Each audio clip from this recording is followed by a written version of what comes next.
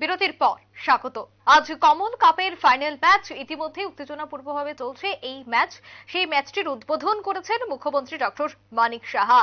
আজকের এই ফাইনাল ম্যাচে মুখোমুখি হয়েছে বণিক ব্রাদার্স এবং নীলজ্যোতি ট্রাভেলস।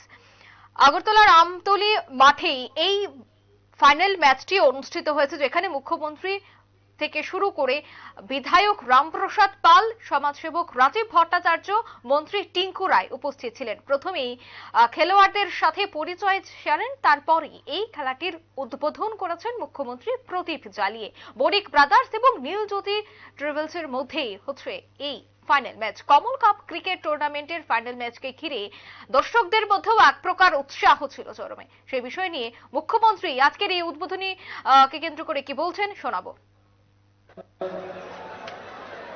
শুভ দুপুর। আজকে এই নিয়ে আমি তিনবার এখানে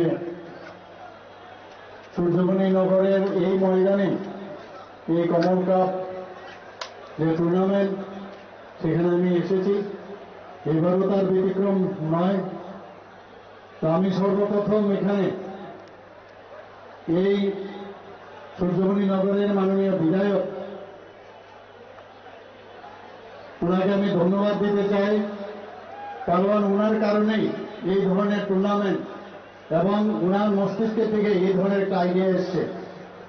আমি রামপ্রসাদ বাবুকে আমি দেখেছি এই ধরনের ইনোভেটিভ আইডিয়া ওনার সবসময় থাকে, এবং যারা এই কমিটিতে যুক্ত আছে, এই টুর্নামেন্ট করার জন্য যারা যুক্ত, তাদেরকে আমি ধন্যবাদ দেব। কথা হবে না, খেলা হবে, বেশি ভাষণ এখানে দেওয়া যাবে না। কাজেই খেলা আমি বলবো যে এখনই শুরু হোক। সবাইকে ধন্যবাদ। আপনারা শুনলেন মুখ্যমন্ত্রীর বক্তব্য। আমতলী দ্বাদশ শ্রেণী বিদ্যালয়ের মাঠেই হচ্ছে এই খেলা, যেখানে দুটি দল অর্থাৎ বণিক ব্রাদার্স এবং নীলজ্যোতি ট্রাভেলসের মধ্যে খেলাটি অনুষ্ঠিত হয়েছে, যেখানে মুখ্যমন্ত্রী থেকে শুরু করে মন্ত্রী প্রত্যেকেই উপস্থিত রয়েছেন।